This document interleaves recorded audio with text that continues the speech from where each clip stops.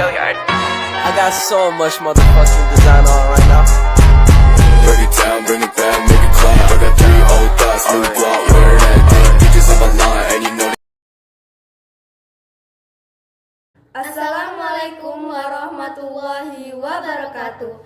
Hai teman-teman, perkenalkan saya Kalisa Aswarani dan rekan saya Desya Estiningsih. Kami berdua dari kelas E10 SMA Negeri 4 Kota Jambi.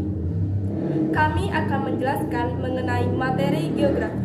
Di antaranya adalah pengantar geografi, konsep dasar geografi, prinsip geografi, dan pendekatan geografi. Selamat menyaksikan! Geografi berasal dari bahasa Yunani, yaitu graphein, yang berarti mencitrakan, melukiskan, menjelaskan, atau menerangkan. Geos berarti bumi. Menurut Semlok, Seminar dan Lokakarya Internasional 1988, geografi adalah ilmu yang mempelajari persamaan dan perbedaan fenomena geosfer, serta interaksi manusia dengan lingkungannya, dalam konteks keruangan, kelingkungan, dan kewilayahan. Jadi, secara etimologis, geografi adalah ilmu yang menggambarkan atau melukiskan bumi, atau ilmu yang mempelajari tentang bumi. Di dalam geografi terdapat 10 konsep dasar, di antaranya sebagai berikut. 1. Lokasi. Lokasi adalah suatu objek atau tempat di permukaan bumi. Lokasi dibagi menjadi 2. Yang pertama, lokasi absolut atau mutlak, yaitu letak berdasarkan garis lintang dan bujur, tetap tidak dapat berubah. Contohnya, Indonesia terletak pada 6 derajat lintang utara sampai 11 derajat lintang selatan dan 95 derajat bujur timur sampai 141 derajat bujur timur. 2. Lokasi relatif, yaitu letak suatu tempat berdasarkan wilayah sekitarnya atau posisinya di permukaan bumi. Lokasi ini dalam perkembangan bisa berubah. Contohnya, Gunung Lawu terletak di perbatasan Jateng dan Jatim. 2. Jarak. Jarak adalah batas atau ukuran dari suatu tempat ke tempat lain. Jarak ada 2, yaitu 1. Jarak absolut adalah jarak atau sela antara 2 tempat atau objek yang diukur dengan satuan panjang. Contohnya, jarak Semarang-Jogja 121 km. 2. Jarak relatif adalah jarak atau sela antara 2 tempat atau objek yang diukur dengan satuan waktu atau lamanya perjalanan, biaya perjalanan. Contohnya, waktu tempuh Semarang-Jogja naik bus adalah 4,5 jam, sedangkan naik sepeda motor adalah 3 jam. 3. Keterjangkauan atau accessibility adalah tingkat kemudahan suatu objek atau daerah untuk dijangkau dengan sarana transportasi atau komunikasi yang ada. Contohnya, suku Baduy Dalam terletak di wilayah pegunungan yang hanya terdapat jalan setapak untuk mencapainya. 4. Pola.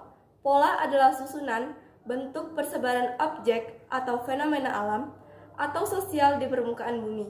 Indikatornya memusat, memanjang, menyebar, teratur atau tidak teratur, berkelok-kelok. Contohnya, permukaan penduduk desa-desa memanjang jalan. 5. Morfologi. Morfologi adalah perwujudan bentuk daratan permukaan bumi sebagai hasil pengangkatan atau penurunan wilayah. Contohnya, bentuk lahan suatu wilayah akan terkait dengan erosi, pengendapan, dan aktivitas tenaga endogen. 6. Aglomerasi adalah pemusatan aktivitas pada wilayah tertentu yang memiliki keunggulan baik spesial maupun spesial. Contohnya, penempatan lokasi mal atau pasar raya selalu berkaitan dengan fenomena penduduk. 7. Nilai kegunaan adalah suatu nilai objek atau tempat yang mempunyai kegunaan berbeda-beda. Dilihat dari fungsinya, contoh, Pantai Kuta adalah salah satu tujuan utama wisata Bali. sementara Pantai Moro Demak sesuai untuk nelayan. 8. Interaksi interdependensi adalah hubungan timbal balik yang saling mempengaruhi atau bergantung antara wilayah atau objek atau aktivitas yang satu dengan yang lainnya. Contohnya, desa adalah penghasil bahan makanan dan tenaga kerja bagi kota, sementara kota melayani teknologi barang jadi bagi desa. 9. Keterkaitan ruang. Keterkaitan ruang adalah interaksi antara objek atau tempat satu dengan objek tempat lain yang menunjukkan hubungan penyebaran atau sebab akibat. Contohnya, kebakaran hutan di lereng gunung menyebabkan banjir di wilayah sekitarnya. 10. Diferensiasi area adalah perbedaan karakteristik antar objek atau wilayah yang dapat berupa benteng alam, kependudukan, pengembangan.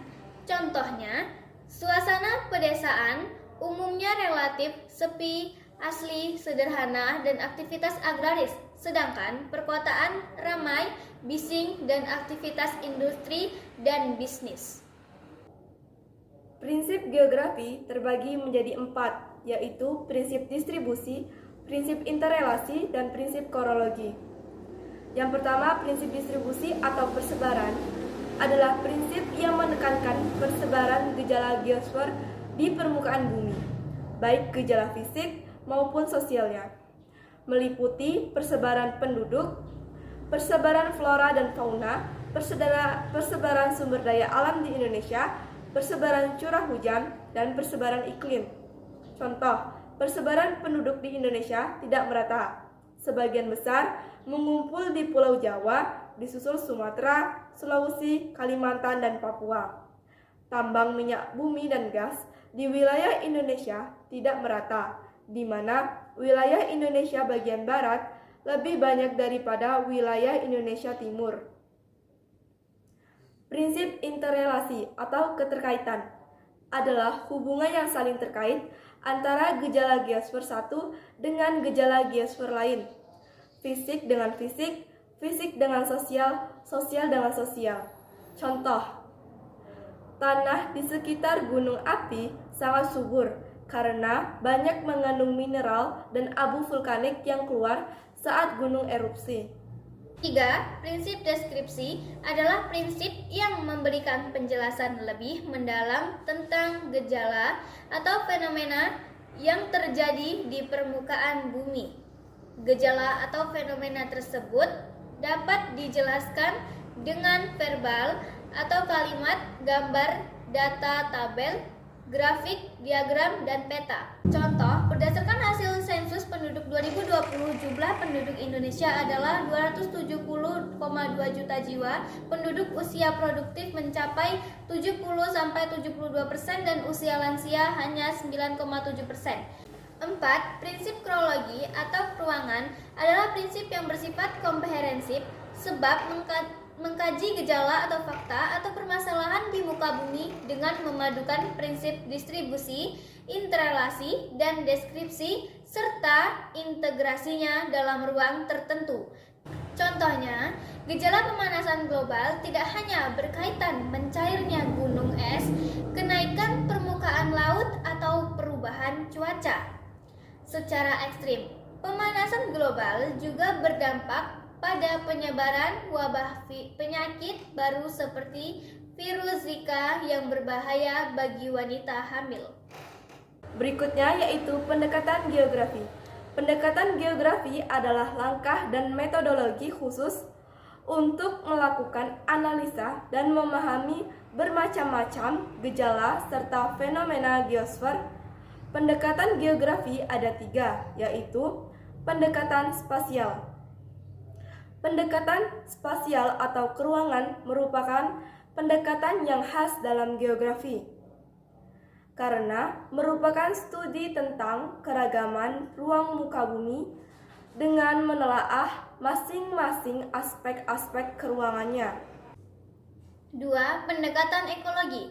Pendekatan ekologi didasarkan pada prinsip ilmu biologi, yaitu yang menonjol antara makhluk hidup dan lingkungannya.